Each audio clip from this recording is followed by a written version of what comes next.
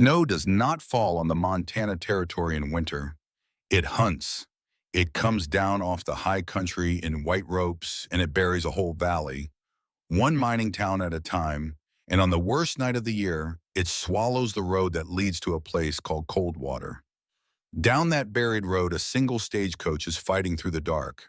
Inside it, a young woman from Boston sits with her hands folded over a small gold cameo at her throat. She has crossed 2,000 miles to marry a man she has never seen. She believes she is running towards safety. She is wrong. Up the mountain above the town, a window glows gold in a finished wall. A window cut in autumn for a stranger. And on a high trail under a year of snow lies a grave the family will not speak of. The coach slows. A shape waits in the storm. A man hat heavy with snow who has been standing in the cold for 3 days. And he is not the only one waiting. The stagecoach should have arrived 3 days ago. It did not.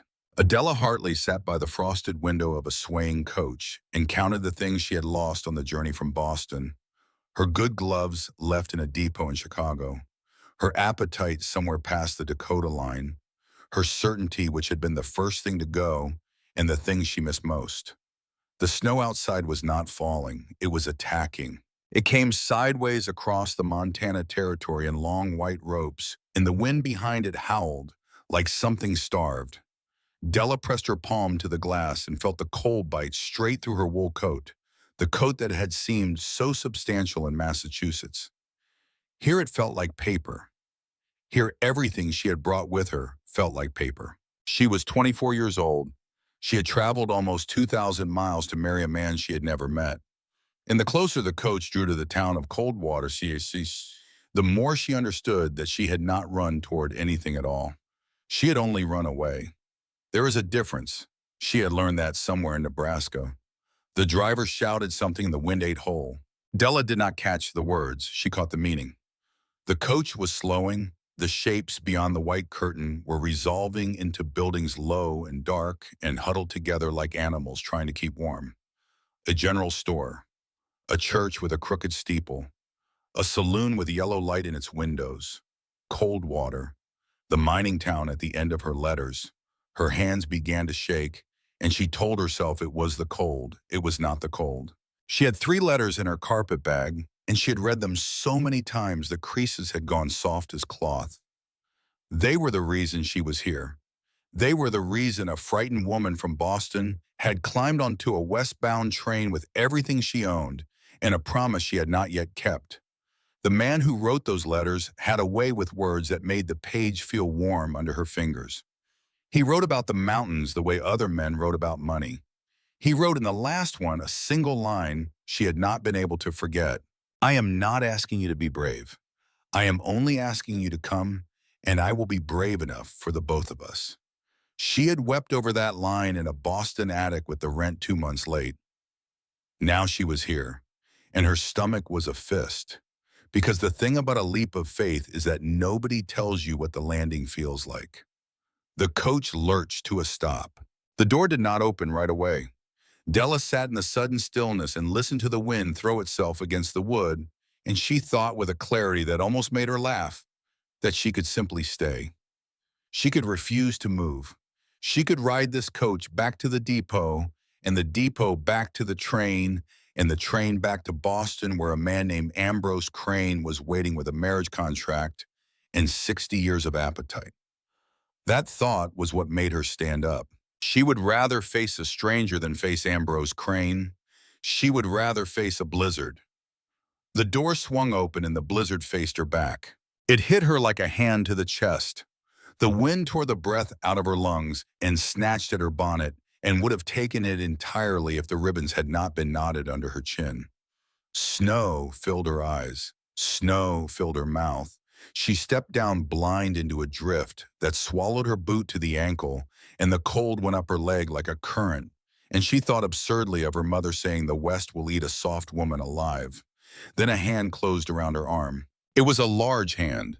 It steadied her before she even knew she was falling, and a voice came down through the storm, low and even, a voice that did not have to shout to be heard. Miss Hartley. Della looked up. The man was enormous. That was her first thought, and it was not a graceful one, but it was true. He stood a full head and shoulders above her, broad as a door frame, snow already heaped on the brim of his hat and the yoke of his heavy coat. His face was weathered the color of saddle leather. His eyes were a pale, clear blue, startling against all that brown, and they were fixed on her with a steadiness that should have frightened her and somehow did the opposite. He did not smile.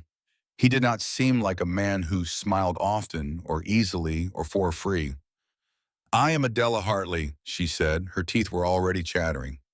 "People call me Della." Gideon called her. He touched the brim of his hat, and the gesture was so old-fashioned and so careful that something in her chest pulled tight. "I have been waiting in the cold for you." He did not say it as a complaint. He said it the way other men reported the weather. A fact, a thing endured without comment. And Della stood knee-deep in a Montana drift with a stranger's hand on her arm and felt those 6 words land somewhere very deep, somewhere she had built a wall around years ago. "I have been waiting in the cold for you." "I am sorry," she managed. "The train, there was a delay in Chicago, and then again past the river in the snow." Inside, he had already taken her carpet bag from her hand. She had not felt him do it. "We will talk where it is warm. You will freeze standing here." And I did not wait 3 days for that. 3 days. He had waited 3 days. Della let herself be led, and she did not have the strength to be ashamed of how grateful she was for the arm under her hand. They did not go to the church. They did not go to anything that looked like a place a wedding might happen. Gideon Calder steered her down the buried street toward a square house with light in its windows and smoke whipping flat from its chimney, and Della stumbled through snow that dragged at her skirts and made every step a small war. By the time he pushed the door open with his shoulder, she could no longer feel her feet at all. The warmth hit her like a blessing. It was a boarding house. A stout woman with iron in her hair came out of the back at the sound of the door, took one look at Della, and made a noise like a hen discovering a fox. "Lord above. Gideon, what have you done?" Marched her through the worst of it. "Get her to the fire.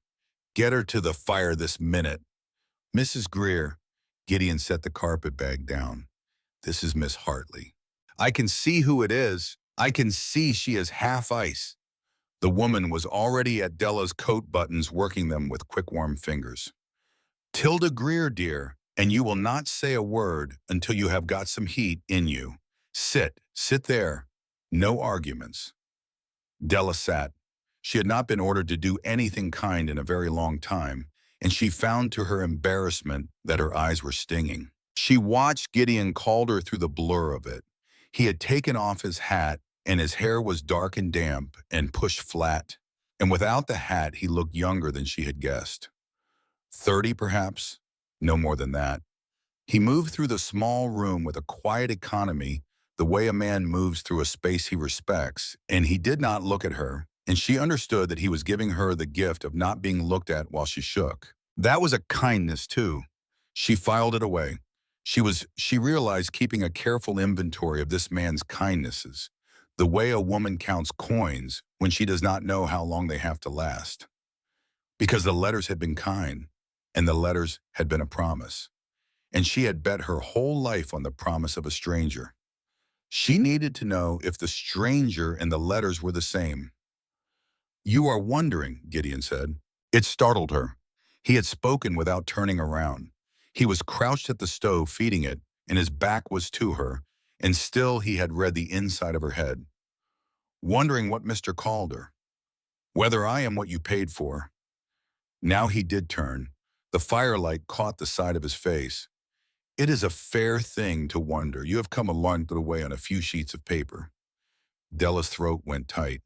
"And are you," she said, "am I what?" "What I paid for." Something moved behind his pale eyes, not quite a smile, the memory of where a smile would go. "I expect that depends," he said, "on what you think you bought." Mrs. Greer pressed a tin cup of coffee into Della's hands before she could answer, and the heat of it spread up her arms, and for a moment she only held it and breathed the steam, and let the question sit unanswered between herself and the mountain man. Outside, the storm leaned on the house and the house held. It was Mrs. Greer who broke the quiet bustling, filling the silence the way some women cannot bear to leave a silence empty. You will stay here tonight, of course. The Reverend lives 3 miles out, and no soul is reaching him in this. There is a good room at the top of the stair fire already laid. Gideon, you will bring her bag up, and then you will go home before the road closes entirely, and the two of you can sort the rest of it when the sky has done being a fool. The rest of it, Della repeated. The wedding, dear. Mrs. Greer said it gently, the way one says a thing to a person who has had a long day. The wedding. The wedding. Della looked into her coffee. She had said the word to herself 100 times on the train. She had said it the way you say a word until it stops meaning anything. And now it meant something again, here in a warm room with the man it concerned standing 6 feet away with snow melting off his shoulders, and it meant a great deal, and she was not ready. Mr. Calder, she said, before anything is sorted, I think you and I should be honest with each other. I think so too. I am not. She stopped, started over.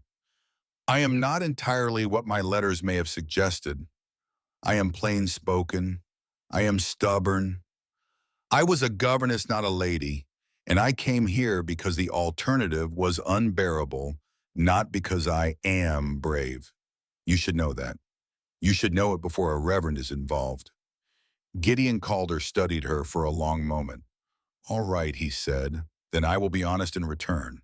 He pulled a chair from the wall and sat finally across from her, and the chair complained under his weight, and he set his forearms on his knees and looked at her the way a man looks at weather he has to ride through. You should know, he said, that I am not what my letter suggested either. Della went very still. What does that mean? It means there are things waiting for you up that mountain that you were not told, not lies. I have not lied to you. But there are things a letter is a poor place to say, and a man tells himself he will say them in person, and then the person is sitting in front of him half frozen, and he finds the words are still hard. He turned his hat in his hands. I will say them tomorrow, in daylight, when you are warm and rested and able to decide with a clear head. Decide what? Whether you still want to marry into the Calder family. The family. He had said the family, not me.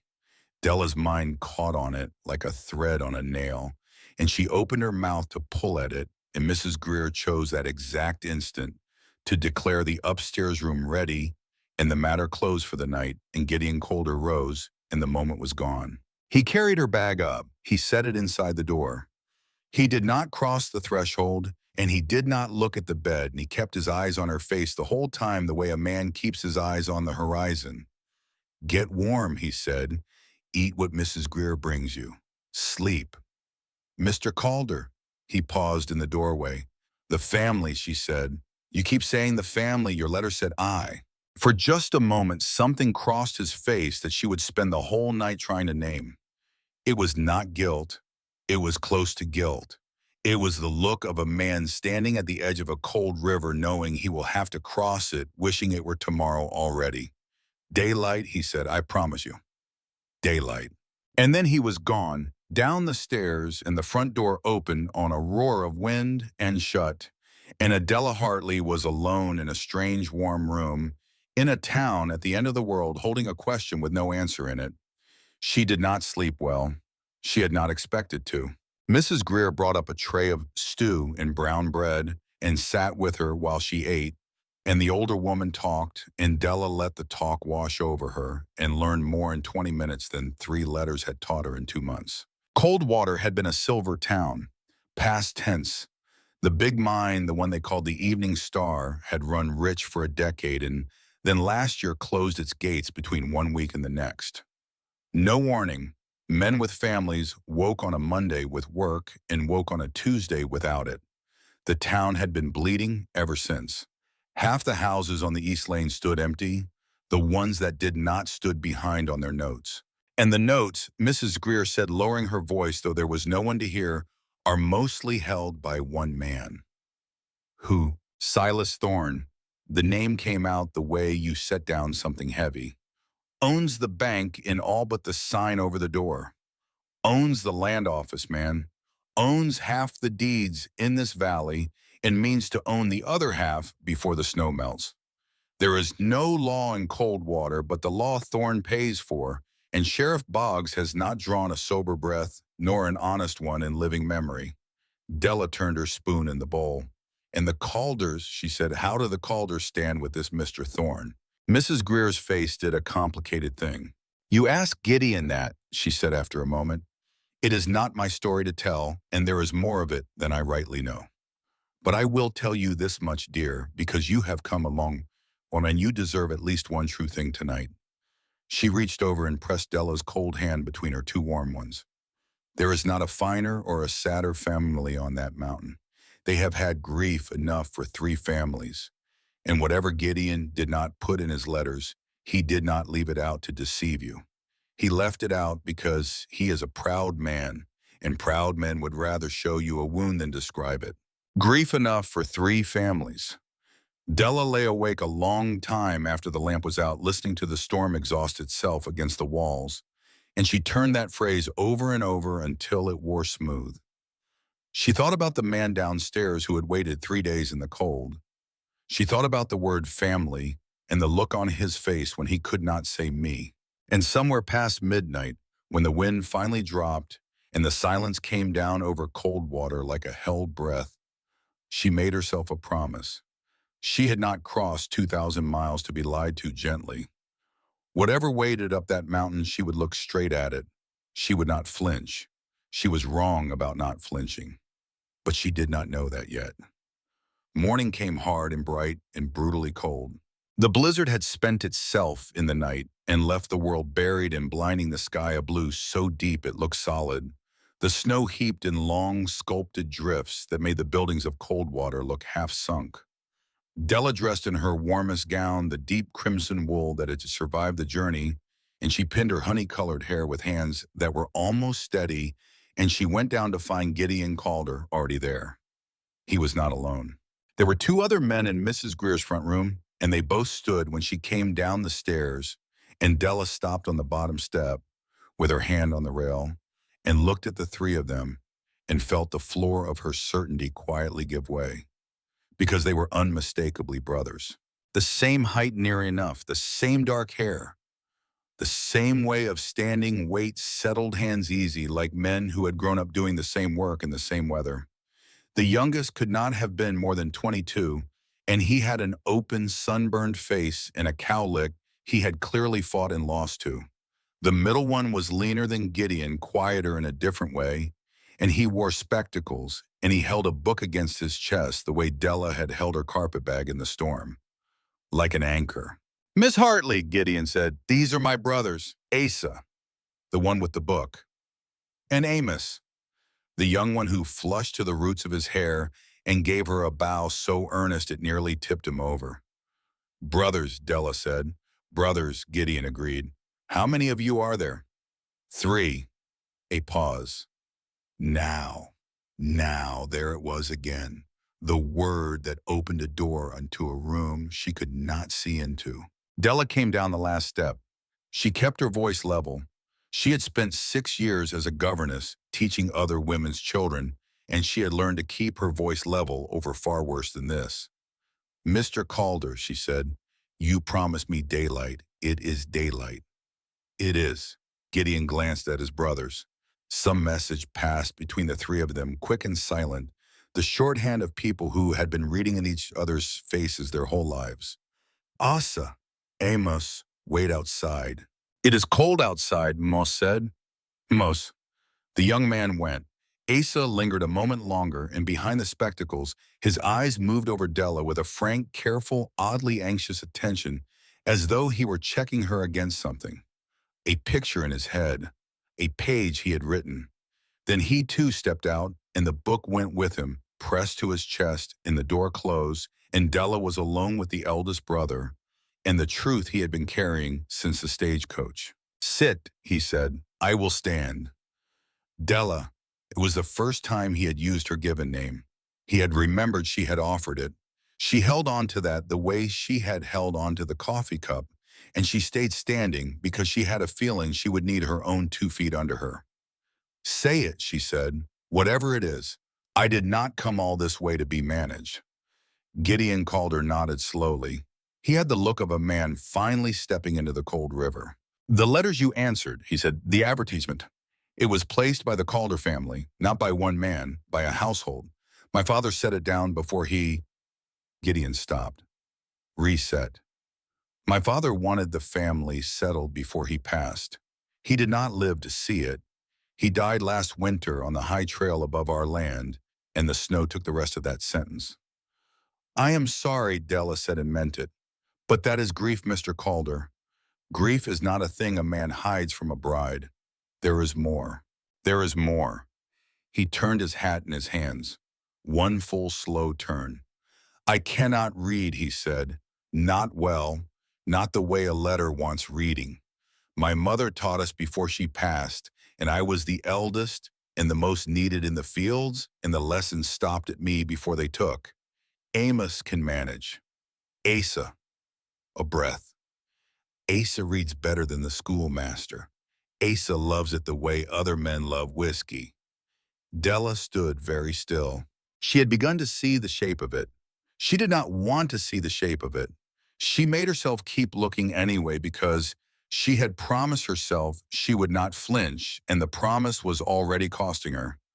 The letters, she said. I told Asa what to write. Gideon's voice did not change, but his knuckles had gone white around the brim of the hat. Every word in them is mine. Every memory, everything I wanted you to know about the mountain and the seasons and the life that was waiting. I sat at that table night after night, and I said it out loud, and my brother said it on the page because the saying I could do and the writing I could not. The room was very quiet. Della could hear the fire. She could hear faintly Mrs. Greer being elaborately busy in the kitchen and not fooling anyone. The line, Della said. Her voice had gone strange and thin. I'm not asking you to be brave. I am only asking you to come, and I will be brave enough for the both of us. What about it? Whose line was that? Yours or your brother's? And there. For the first time since the stagecoach, Gideon Calder looked away from her. It was only for a moment. It was only the length of a breath.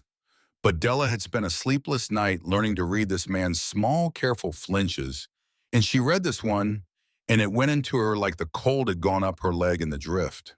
Asa has a gift, Gideon said to the window. He hears how a thing should sound. Sometimes when I was clumsy with the saying of it, he would, the hat turned again. He would help the saying. The hearts of those letters are mine, Della. I swear that to you. But the music of them. Some of the music. He did not finish. He did not have to. Della Hartley stood in a stranger's parlor, 2,000 miles from everything she had ever known, and she understood all at once and completely that the man who had won her was not entirely the man standing in front of her, and was not entirely the man waiting in the cold outside either, but lived somewhere in the space between two brothers in a voice that did not belong wholly to anyone. She had fallen in love with a chorus and been delivered a man. And the terrible thing, the thing that made her have to put her hand back on the stair rail, was that she could not even be properly angry because he had not lied. He had stood in front of her and laid it open, every humbling piece of it, a proud man showing her the wound, rather than describing it exactly as Mrs. Greer had said. He could have let her walk to the church believing the prettier story. He had chosen not to. That was either the most honest thing a man had ever done for her, or the cruelest, and she genuinely did not know which, and the not knowing was its own kind of cold. I need air, she said. Della, I need air, Mr. Calder.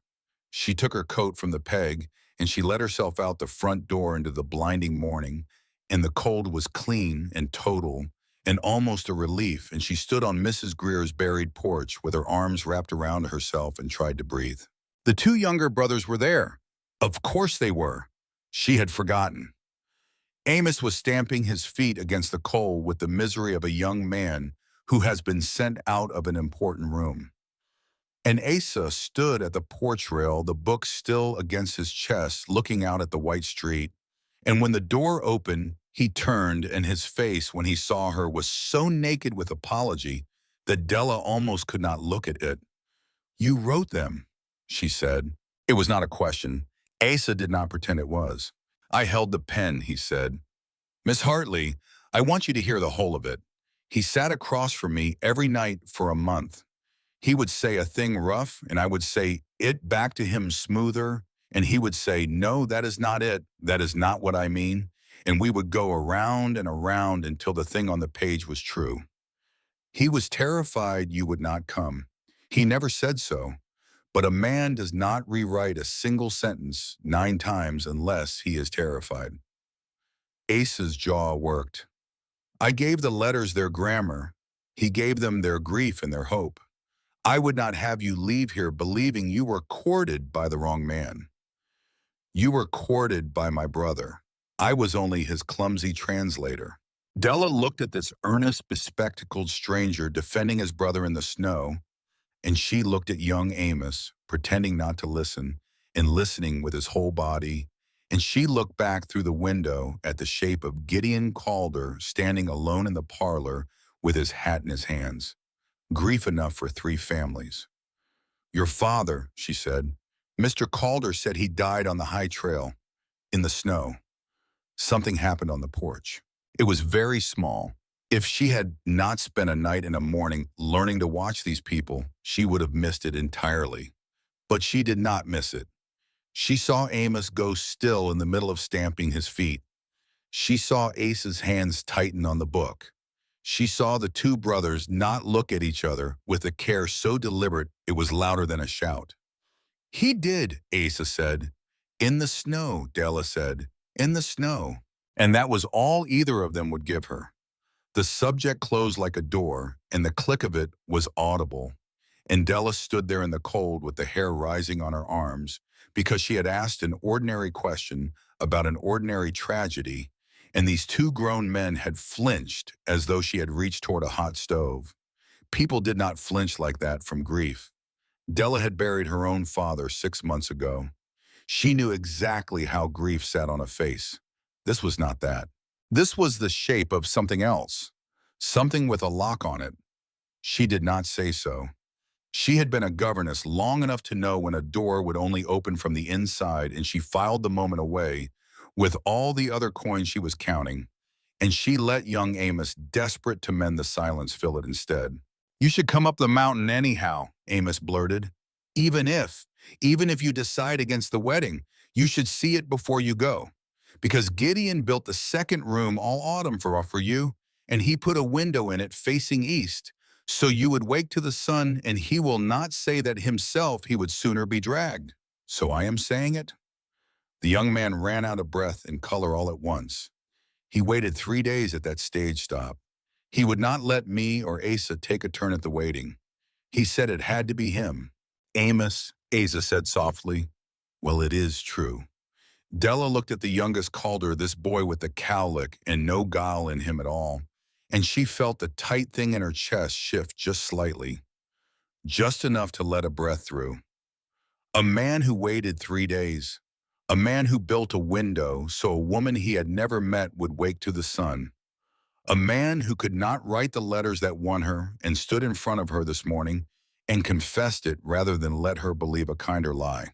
The letters had been a chorus, but the window was Gideon's alone. The door behind her opened. Gideon stepped out onto the porch, hatless, the cold catching his dark hair, and he stood at a careful distance from her. The same careful distance he had kept from the bed and the threshold, the distance of a man who has decided he has no right to come closer until he is invited. "I will not press you," he said. "You may stay with Mrs. Greer as long as you need. If you want to go back to Boston, I will pay your passage myself and never say a hard word about it, and you will leave with your character spotless because you have done nothing wrong. The wrong here is mine and my family's. You came in good faith."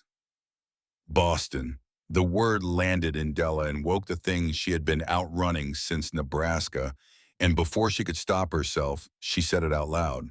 "There is nothing in Boston for me but a man named Ambrose Crane." The three brothers went quiet. He was my father's business partner, Della heard herself say. The cold and the exhaustion in the poignant, unspooling night had worn through some wall in her, and the truth came out in a flat, steady voice that did not sound like her own. When my father died, the debts came due debts I did not know existed, and Mr. Crane held most of them. He is 61 years old. He offered to forgive the debts and keep my mother from the poorhouse. The price was me. He made the offer at my father's funeral. He made it with his hand on my arm and his thumb moving, and he smiled the whole time. And I understood that if I stayed in Boston one season longer, I would belong to him. She lifted her chin. So when I tell you I did not come west because I am brave Mr. Calder, you should believe me. I came west because I was a hunted thing, and your advertisement was the only open door, and I ran through it. The silence on the porch was different now. It had weight. Gideon Calder looked at her for a long moment, and whatever he had been holding in his face all morning, the careful distance, the readiness to be refused, it changed into something quieter and far more dangerous to her composure. It was not pity. She would have hated pity. It was recognition. It was the look of one hunted thing seeing another across a clearing. Then we are neither of us here because we are brave, he said. We are here because the cold behind us was worse than the cold in front of us. That is not a shameful way to begin, Della. It is only an honest one. And Della Hartley, who had promised herself she would not flinch, who had promised herself she would look straight at whatever waited on this mountain, felt her eyes fill and turned her face into the blinding morning so the three brothers would not see. Because she had crossed 2,000 miles expecting to find either a rescuer or a jailer.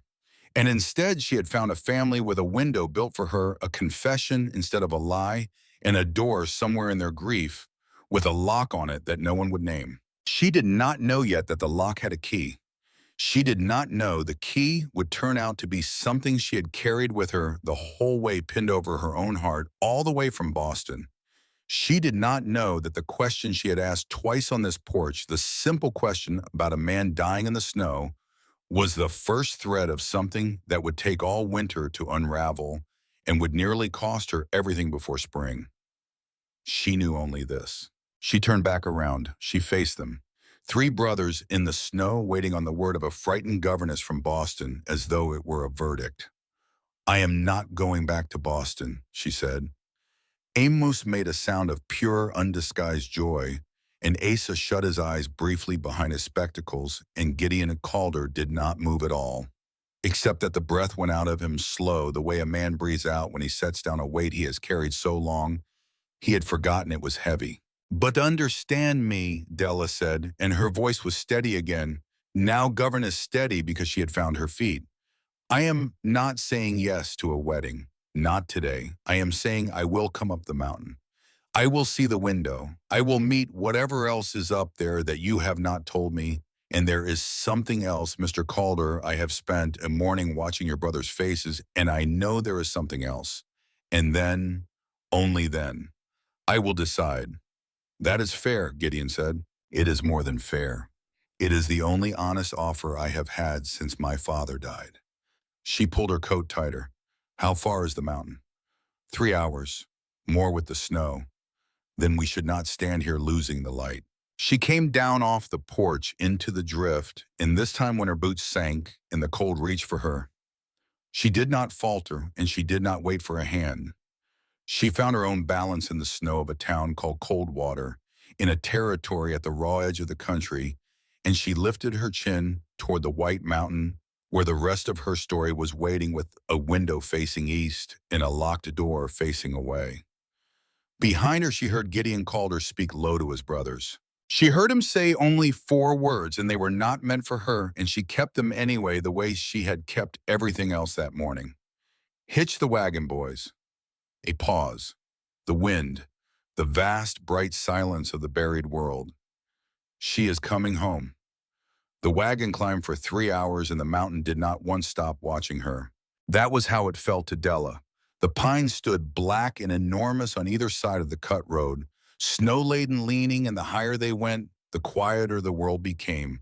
until there was nothing but the creak of the harness and the breath of the horses smoking in the cold, in the soft, endless hush of the white country. She sat wrapped in 3 borrowed blankets between Gideon and the silence. He did not fill it. She had learned that about him already. Gideon Calder did not speak to keep a person company. He spoke when there was a thing that needed saying, and the rest of the time, he let the quiet be. And Della, who had spent 6 years managing the chatter of other people's children, found she did not mind it. The quiet up here was not empty. It was the kind of quiet that had weight, the kind that was holding something. There, Gideon said. It was the first word in an hour. She followed his glove, and the breath went out of her. The Calder homestead sat in a high meadow where the trees pulled back, and it was not the rough den her Boston imagination had built on the long train west. It was a true house, squared logs, a deep porch, a stone chimney, breathing smoke straight up into the windless blue. A barn behind it, fenced ground under the snow, and on the eastern face of the house catching the low gold light and throwing it back a window. Her window. Amos had not lied. The boy had no lie in him. Someone had cut that window into a finished wall and framed it square and true, and someone had done it on purpose in the autumn for a woman he had never met so that she would wake to the sun. Della looked at that window and felt something behind her ribs come quietly undone. "You should know," Gideon said beside her, eyes on the horses, "before we go in." "Know what?" "There is a child." The wagon rolled. The runners hissed. "A child," Della said. "My daughter, Nell. She is 5 years old." His voice did not change, but his hands did, careful on the lines. "Her mother was my wife, Esther. The lung fever took her when Nell was barely 2 years old. I did not put it in the letters." He let out a slow breath that the cold turned to smoke. "There is the rest of my honesty, Della. There is the thing I have been carrying since the stagecoach. I did not tell you there was a little girl waiting on this mountain who has gone 3 years without a mother. Because I was afraid." "Afraid of what?" "That you would come for a husband and balk at a child. Most would. A man can be courted. A ready-made daughter cannot." Della sat very still in her 3 blankets. She thought about being 5 years old. She thought about 3 winters without a mother in a house on a mountain at the edge of the world. She thought about a man so frightened of scaring off a bride that he had hidden his own daughter. And she should have been angry. She kept waiting to be angry, and the anger did not come. What came instead was the window. He builds windows for strangers, she thought. Of course there is, oh child. A man does not learn to build a window like that out of nothing. He learned it on someone. "Mr. Calder," she said, "stop the wagon." He stopped the wagon. "Look at me." He looked at her. "I was a governess for 6 years. Do you understand what that means? It means I have spent my whole working life loving other women's children and handing them back at the end of the day. I have never once in my life been balked by a child." Her voice caught, and she pushed through it. "You did not need to be afraid of that. You needed to be afraid of a great many things about me, Mr. Calder, but never that." Something moved across Gideon Calder's weathered face. It was not quite a smile. She was beginning to think she would spend a long time waiting for an actual smile from this man, and that the waiting would be its own slow pleasure. But it was close. It was the foundation a smile would someday be built on. "Then let us go and meet her," he said, and shook the lines, and the wagon carried Della Hartley the last quarter-mile to the house with the window cut just for her. Nell Calder was waiting on the porch. She was a small, fierce thing, in a coat too big for her dark-haired like all the Calders, and she had her father's pale, clear eyes, and she stood at the top of the steps with her arms folded and her chin set, and she watched Della climb down from the wagon with the open, undisguised suspicion that only a small child can afford. Della did not rush her. She had learned this in 6 years of other people's nurseries.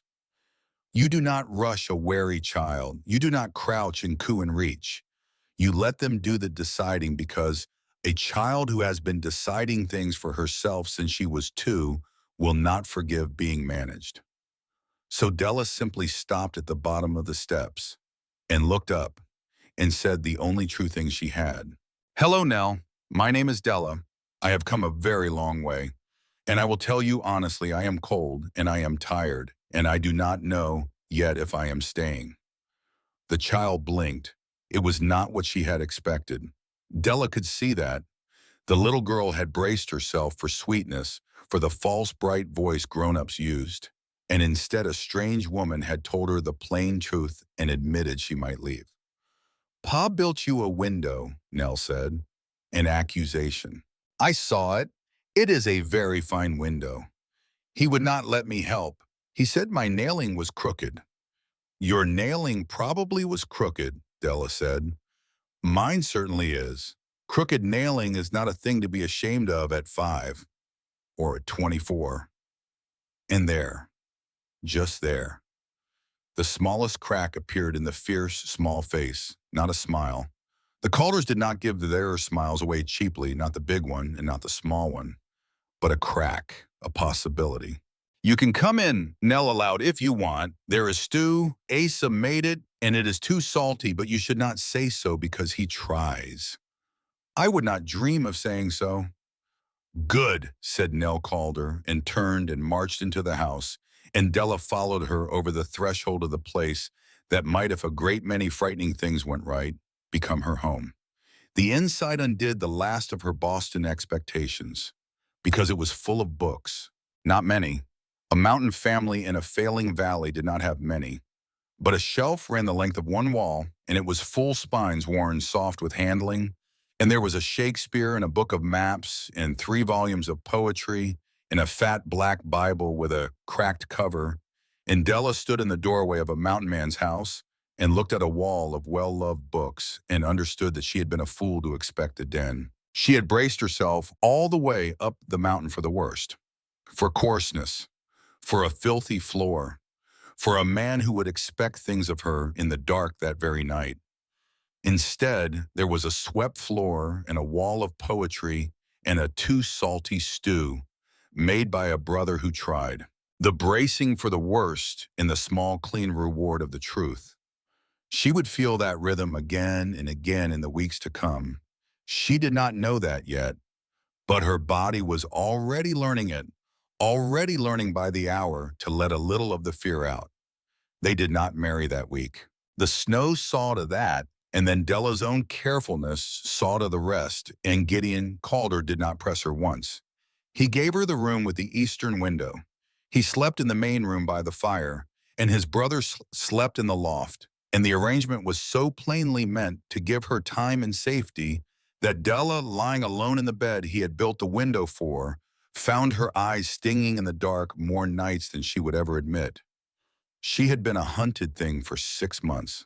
It took her body a long time to understand it was not being hunted here. The days found their shape. She rose early and learned the temper of the iron stove.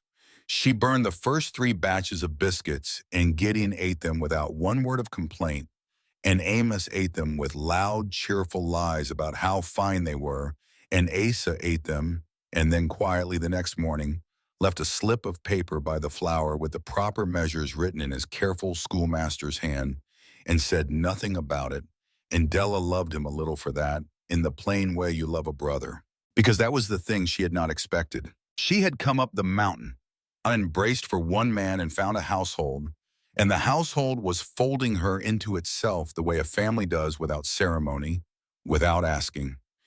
Amos taught her to snowshoe and fell down laughing at every time she did, until she was laughing too, until she could not remember the last time before this mountain that she had laughed until her stomach hurt.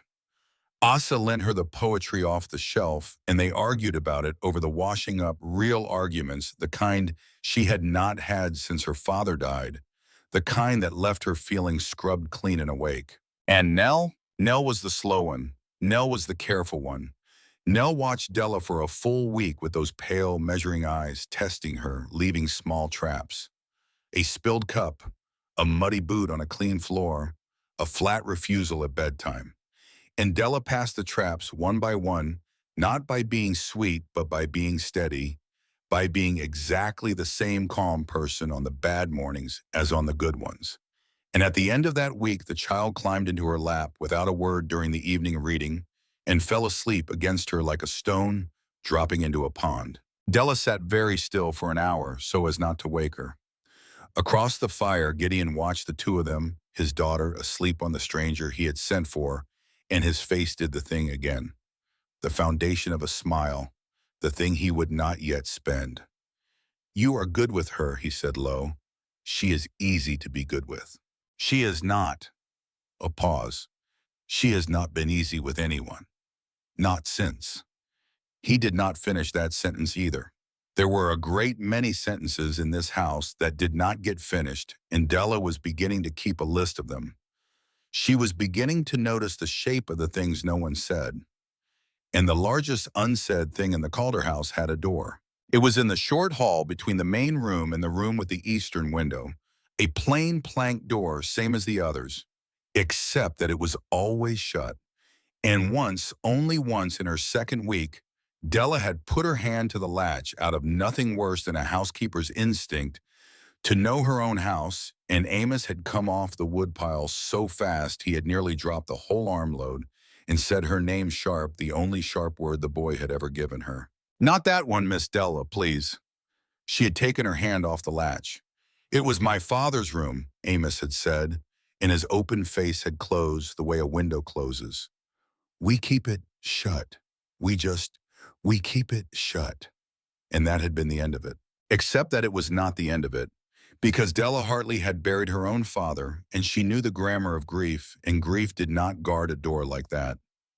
Grief left a door alone. Grief could not bear to open the door, and could not bear to lock it either, and so grief simply let the dust gather. This was not dust, this was a guard. There was a difference between a room you could not enter and a room someone was keeping you out of. And Della had begun quietly to understand that the locked Calder door was the second kind.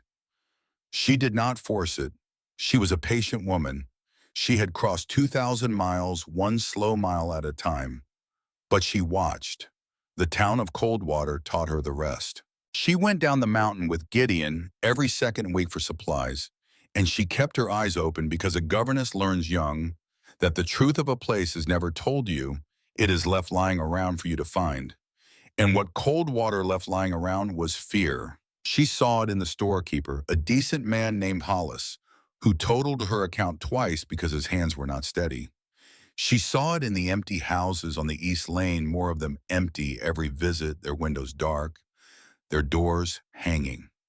She saw it in the way conversation stopped when a particular wagon came down the street, a fine black wagon, and a man stepped down from it. "That is him," Gideon said very quietly the first time. "Thorne." Silas Thorne did not look like a man the whole valley feared. That was the first thing Della understood about him, and it was the most frightening thing. He was not large. He was not loud.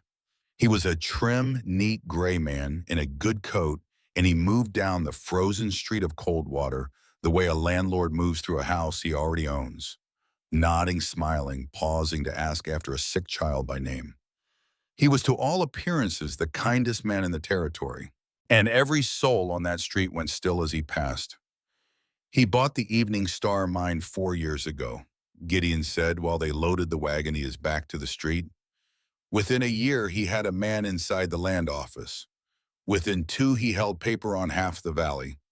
Then last winter, the mine closed, no reason given.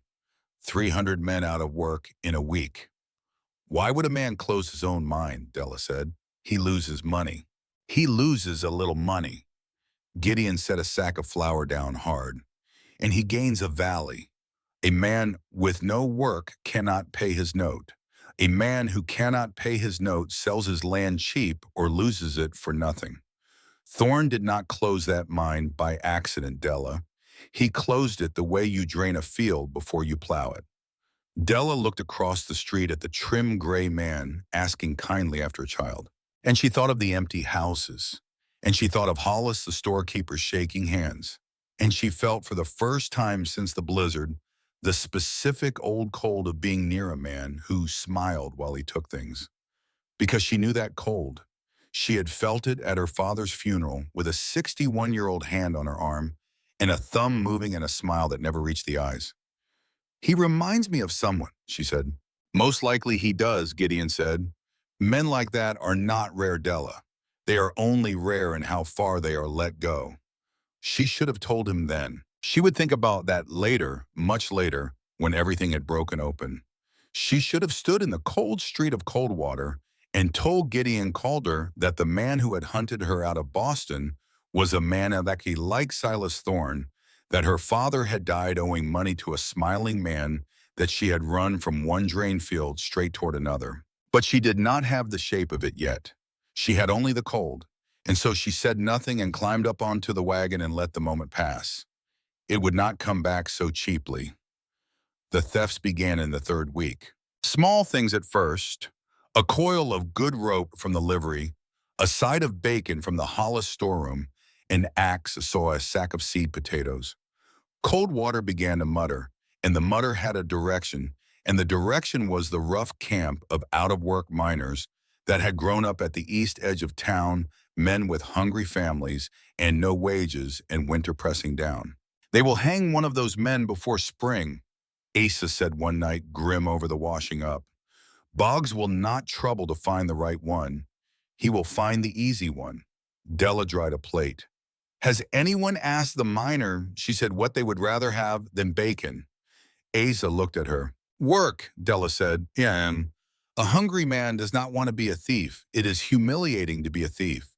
They are stealing because every honest door in this valley has been shut. So open one. The merchants in Coldwater all have repairs they cannot afford, and fences down and roofs leaking. And the church could gather what the families cannot, not as charity. Charity shames a man, but as a town carrying itself through a hard winter. She set the plate down. Hungry men do not need to be punished, Mr. Calder. They need to be hired. The room had gone quiet. She looked up and found all three brothers looking at her, and Gideon was looking at her with something warmer and more startled than she had seen from him before, the look of a man who has just seen a tool he did not know he owned. That, Gideon said slowly, might actually hold. It held. Gideon carried it down the mountain himself to Hollis and to the blacksmith, and to the Reverend, and Della went with him. And she watched her own idea move from mouth to mouth and take root, and within 2 weeks the worst of the miners were swinging hammers for honest pay, and the thefts in Coldwater stopped as though a tap had been turned. It was the first thing she had built on this mountain.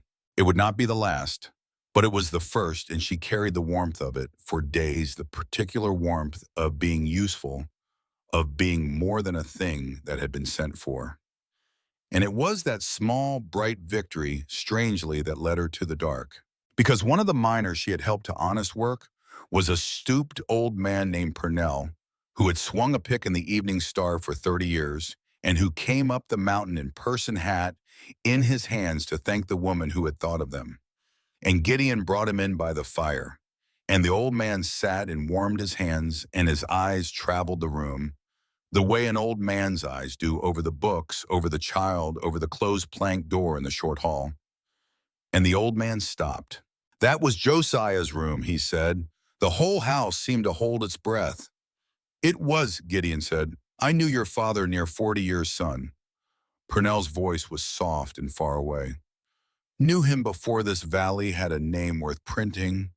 And I will tell you what I have told no one, because I am old, and the dead deserve the truth even when the living would rather not hear it.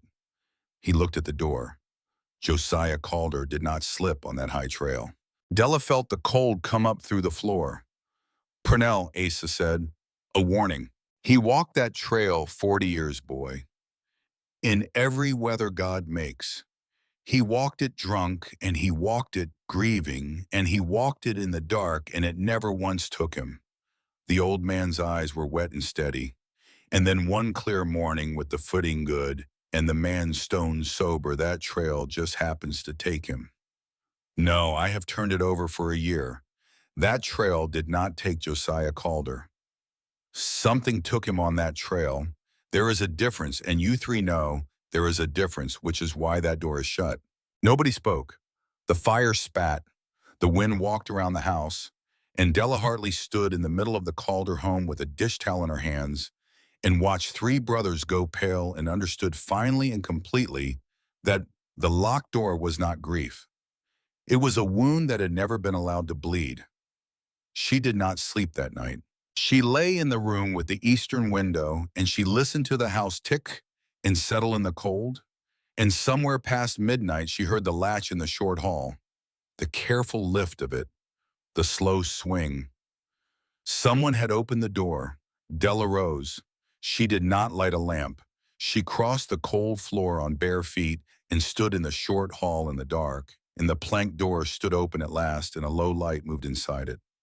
Gideon was on his knees on the floor of his dead father's room. He had a single candle, and he had lifted somehow a flat stone from the hearth, and he was reaching into the black hollow beneath it, and when he drew his hand back out, he was holding a book. Not a Bible, not poetry, a long, narrow leather book, the kind a man keeps accounts in, and even in the candlelight, Della could see it was swollen and water-stained and old. Gideon Calder knelt in the dark with his father's ledger in his two hands and his head bowed over it, and his shoulders, those great shoulders that had carried her bag through a blizzard like it weighed nothing, were shaking. Della should have stepped back, should have left him his grief. She did not. She had promised herself on Mrs. Greer's pillow that she would not flinch, and a promise is only worth something at the moment it costs you, and so she stepped into the doorway of the locked room instead. Gideon! He went rigid. The candle flame leaned. You should be asleep, he said without turning. So should you, and yet here we both are, on the wrong side of a locked door. She came in. The room was small and cold and full of a dead man's things, a coat on a peg, a pipe, a chair worn to the shape of someone gone. You have been carrying that book a long time, haven't you? A silence. And then because she had earned something on this mountain, because she had passed the child's traps and built the miners their work, and not once turned her face from the hard truths he had handed her, Gideon Calder finally let the river take him. My father knew, he said, about Thorne, about the land office, about what the mine closing was really for. He was the one man in this valley too old and too stubborn to be frightened, and he kept a record. Names, dates, the bribes, the forged transfers, every crooked thing Silas Thorne did to drain this valley, my father set it down in this book, and he hid the book under his own hearth, and he told me the week before he died that if anything ever happened to him, I was to take it to a federal marshal and no one else. Not Boggs, not the territorial men, a federal marshal. The candle shook in his hand, and then one clear morning the trail took him. Gideon's voice cracked straight down the middle. And I have had this book for a year, Della, a year, and I have not taken it anywhere. Because the day I carry this book down that mountain is the day Silas Thorne knows we have it. And I have two brothers and a 5-year-old girl, and I have watched what happens to families in this valley who stand in that man's way. He looked up at her at last, and his face was wet and ruined and more honest than she had ever seen it. So I am not a brave man after all. There is the last of my honesty. I told you on Mrs. Greer's porch that we were neither of us here because we were brave. I meant it more than you knew. I have my father's killer's name in a book in my hands, and I have done nothing because I was afraid.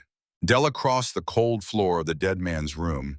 She knelt down in front of Gideon Calder in her nightdress on the boards, and she did something she had not done since she was a child herself. She put her hand flat over his two hands over the ruined ledger, and she held them. Listen to me, she said. A man who does nothing because he is reckless is a fool. A man who does nothing because he is protecting a little girl with his father's eyes is not a coward, Gideon. He is just a father who has run out of good choices. Her voice was steady, governess steady, the steadiness she had used to walk into the blizzard.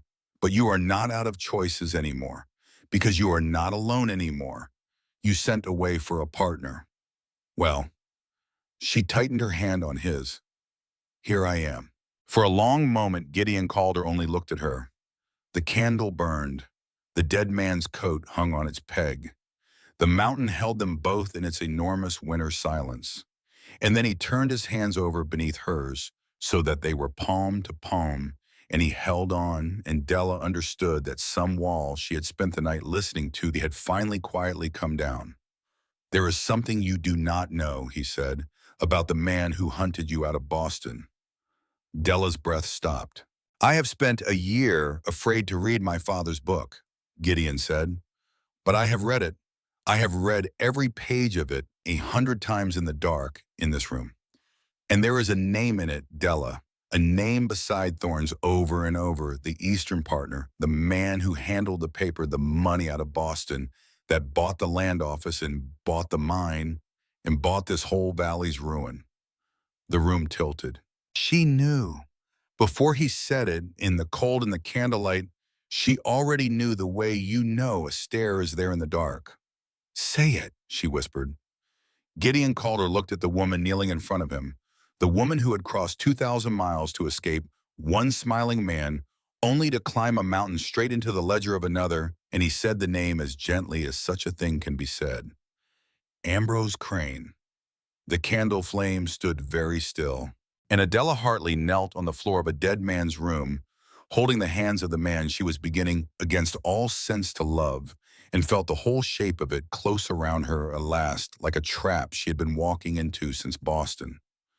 She had not run away, she had been driven, all this way, like a deer toward a fence. Somewhere down that white mountain, a fine black wagon belonged to a man who had murdered Gideon's father. And somewhere 2,000 miles east, in a Boston office, sat that man's partner, the smiling creditor, who owned her mother's safety and had set his price at her. They were not two dangers. They had never been two dangers. They were one, and she had carried herself, willing and unknowing, right into the middle of it.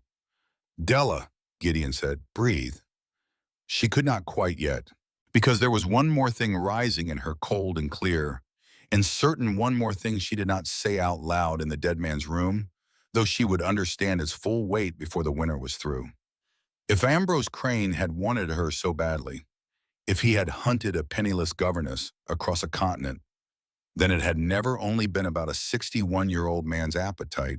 She had something he wanted. She just did not yet know that she had carried it the whole way pinned over her own heart. The marriage came before the reckoning. Della had thought it would be the other way around. She had thought she would settle the matter of her own heart first in good order, the way she settled accounts. But the heart does not keep ledgers.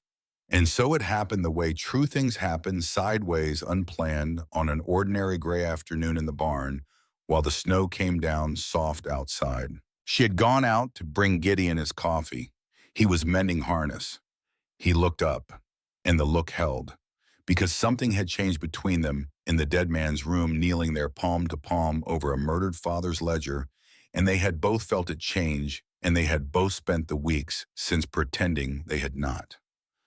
I have been thinking, Gideon said, that is dangerous in a man. I have been thinking that I sent for a partner. He set down the harness. And I have been thinking that I have stopped wanting a partner, Della, which frightens me, because wanting more than that is a thing I swore I would never do again. I buried that. With Esther, I put it in the ground and I built a fence around it. His voice was very low. And then a woman walked out of a blizzard and stepped straight over the fence as if it were not there. Della stood holding the coffee, and it had gone cold in her hands, and she did not notice. The letters won me, she said, and the letters were a chorus. Asa's grammar. Your grief. I have been afraid, Gideon. Afraid I love a thing that lives in the space between two brothers and belongs to neither. Ask me. He stepped closer. Anything in those letters. Ask me, and I will say it to you now in my own clumsy mouth, with no brother to smooth it, and you will know. The window, she said. Why the east? So you would wake to the sun. No hesitation, none. So that the first thing you saw in this hard country every morning of your life would be light coming up over the mountain. I cut that window in October, Della, before I knew your face. I cut it for a stranger because I wanted her first thought every day to be a kind one. He spread his scarred hands. There, that was never Ace's. That was never anyone's but mine. The coffee cup. Della set it down on the workbench. Carefully, the way you set down a thing when your hands have something better to do. Then I do not want a partner either, she said.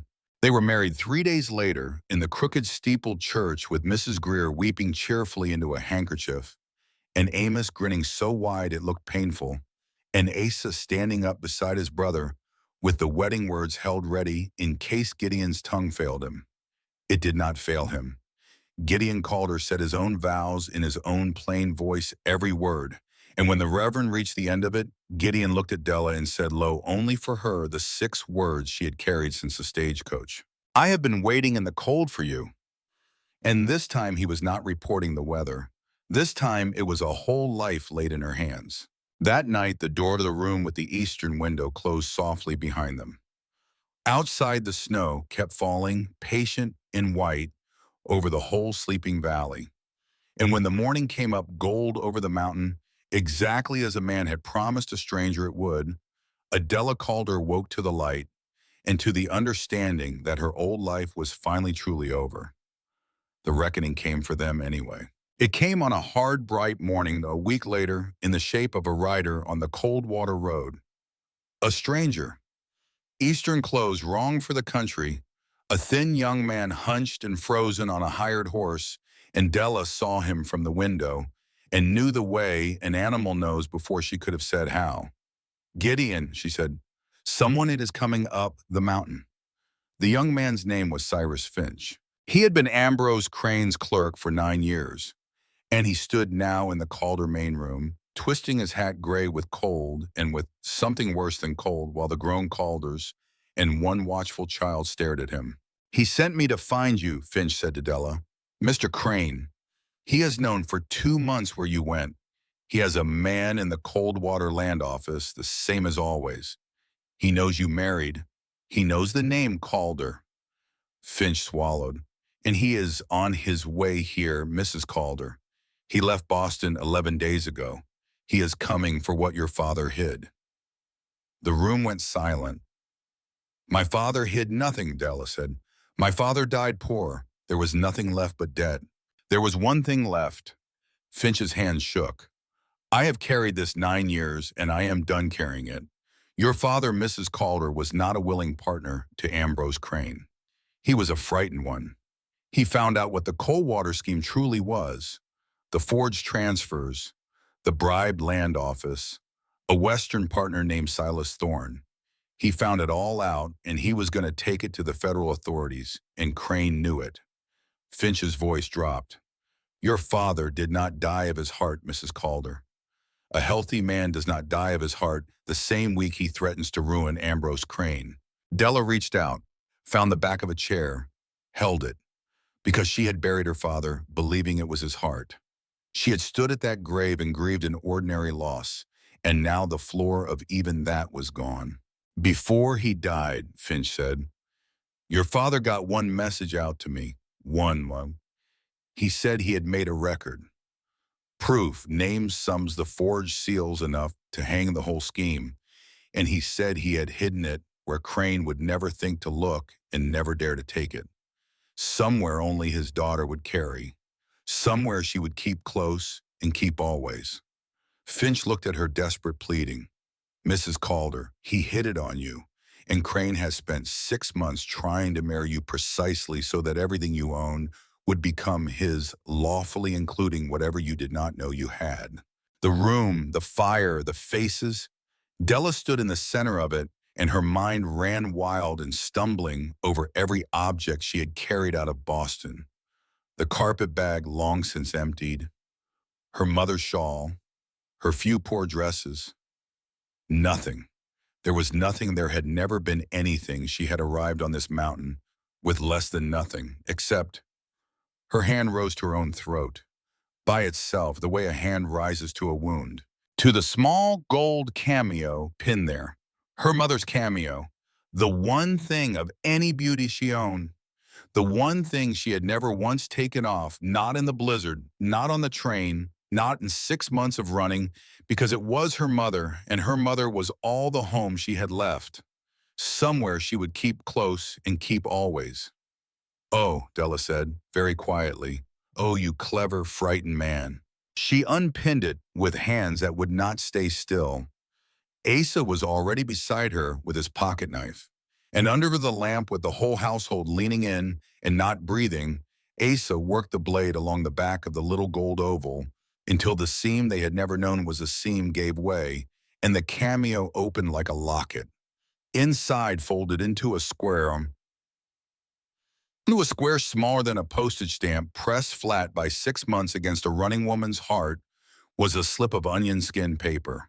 Della unfolded it, her father's handwriting, tiny, crammed, urgent, a list, names, sums, the number of a strong box in a Boston bank, and the name of the honest old lawyer who held its key, and across the top, underlined twice 6 words in her father's hand that broke her open where she stood. "For my Della, I am sorry. He did not abandon me to those debts," she whispered. "He was trying to leave me a sword." She had carried it 2,000 miles, through the blizzard, up the mountain, pinned over her own heart the entire time. The one weapon in the world that could destroy Ambrose Crane and Silas Thorne both. And she had carried it the way you carry the thing you love, never once knowing it could also be the thing that saved her. Gideon's father's ledger named the crimes from the western end. Della's father's record named them from the eastern end. And the strongbox in Boston Finch said, voice shaking, held the forged land seals themselves. The physical proof, the thing no bought sheriff could explain away. 2 halves of a sword, and the household holding both. "Then it is enough," Asa breathed. "Della, it is finally enough." "It is enough to hang them," Gideon said, "if it ever reaches a man who cannot be bought." "It will," said a new voice from the doorway. Della had not heard the door. None of them had. And every Calder turned at once, and there in the cold rectangle of the open door stood a broad, weathered man with frost in his mustache and a 6-pointed star on his coat, and behind him in the snow 4 mounted men. "U.S. Marshal Lemuel Hatch," the man said, "out of the Federal District Court."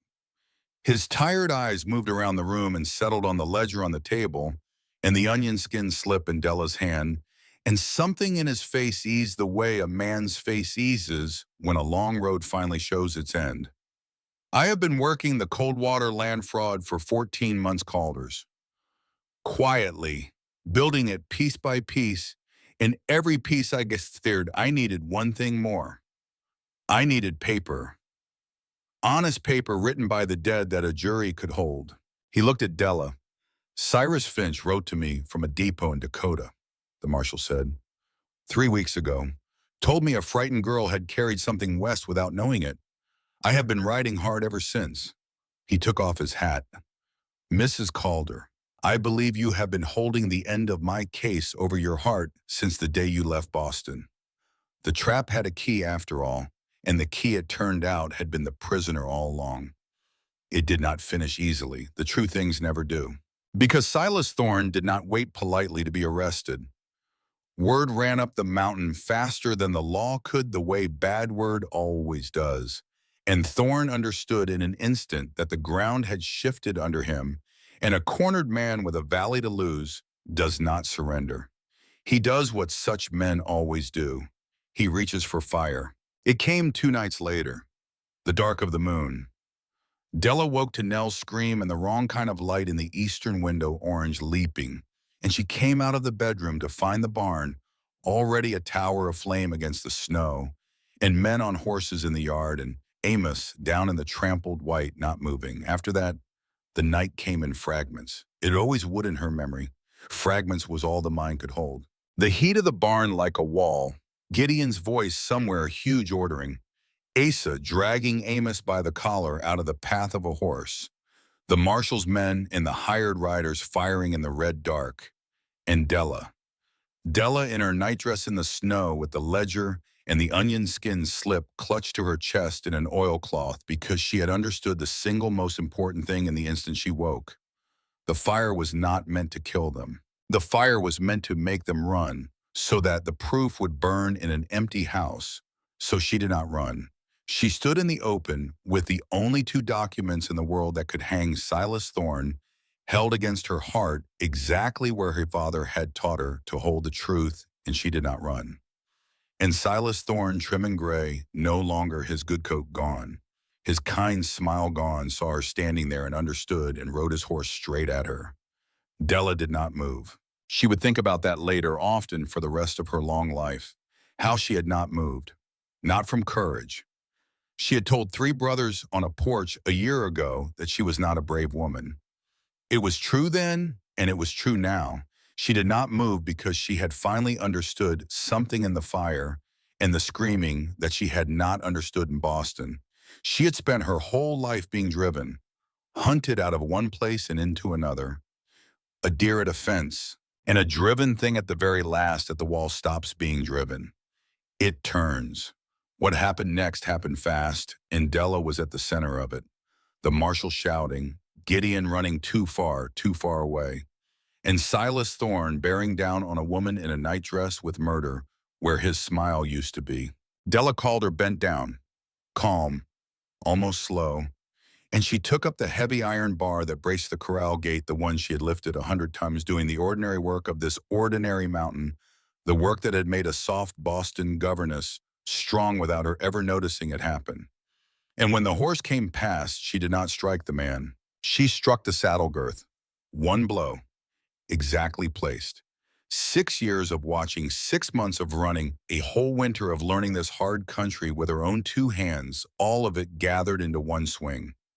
The girth gave, the saddle turned, and Silas Thorne, the man whose scheme had murdered two fathers and hunted a girl across a continent, went down into the trampled snow at the feet of the woman he had underestimated and lay there and did not get up before the marshal's men were on him. The decisive blow of the whole long story belonged to her. Not to the mountain man, to the mail-order bride. It was, she thought, kneeling afterward in the snow, with the proof still dry against her chest and the barn burning down to honest embers behind her exactly as it should be. The trial was held in the federal district court that spring when the passes opened. It did not take long. It never does once the paper is honest and the witness is willing. Della's father spoke from beyond his grave in his cramped, urgent hand. Old Josiah Calder spoke from beneath his hearthstone. Cyrus Finch spoke for 9 years of guilty silence and was in the end forgiven more than he expected, because a man who turns at last is still a man who turned. The forged seals came out of the Boston strongbox and lay on the evidence table where no bought sheriff could explain them away. Silas Thorne was convicted on every count. He went east in chains to a federal prison, and the valley never saw his trim gray figure again. And Ambrose Crane. Ambrose Crane was arrested in his own Boston office at his own fine desk on a charge of conspiracy and of the murder of his partner, Della's father. Della was not there to see it. She did not need to be. She had a letter from the honest old lawyer describing the smiling man's face when the law walked in, and she read that letter once by her own fireside, and then she put it in the stove and watched it burn and felt the very last of the cold go out of her bones. The valley healed slow. Healing always is slow, but it healed. The Evening Star opened again under honest ownership, and the men Della had once sent to swing hammers for bread went back down into the silver with full wages. The empty houses on the East Lane filled. Coldwater stopped flinching when a wagon came down the street, and up the mountain in the house with the eastern window, the Calders built their long, ordinary happiness the way such things are built. One plain day at a time. Nell stopped testing her. Somewhere in the second spring, the child simply stopped the way you stop, bracing against a floor once you have learned it will hold. And one evening over the reading, she fell asleep against Della, and Della heard her murmur the word half dreaming, careless as though it had always been there. Mama. Gideon across the fire looked at the two of them, and at last, after a year and more of waiting, he spent the smile, the whole of it, and it was worth every day of the wait. Asa courted the new school teacher within the year, a sharp-tongued young woman who out-argued him over poetry And the day Della watched him walk down the church aisle, she understood that the brother who had spent his life lending his voice to other people had finally found someone to spend it on himself. Amos grew. The cowlick never did surrender. He healed from the fire with one more scar to add to a mountain man's collection, and a story he told badly and often. And in the autumn of the second year, Della Calder bore a son. They named him for the two grandfathers he would never meet, the two fathers who had hidden the truth and paid for it and reached out each from his own grave to put a sword in the hands of the children they loved. The baby had Gideon's pale, clear eyes and Della's stubborn chin, and he was loved from his first breath by a whole healed household on a mountain. The years went on the way years do. They were good years, not without grief because no true years are, but good. Della Calder, who had stepped off a stagecoach into a blizzard, a frightened hunted thing, grew slowly into something else entirely. A wife, a mother, the woman the whole valley came to for a steady word, the woman who had turned at the wall and struck the blow. And every winter, when the first real snow came down, soft and blanketed cold water, white Gideon would find her at the eastern window watching it fall, the way she had watched it fall on the night she arrived. He would put his coat around her shoulders. He always did. "You will catch cold," he would say, and she would lean back against the steady warmth of him.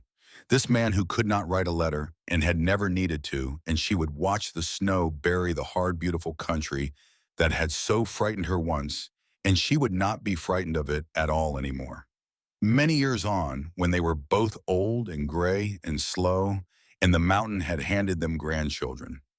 One of those grandchildren asked Della the question that children always ask. "How did you and grandfather meet?"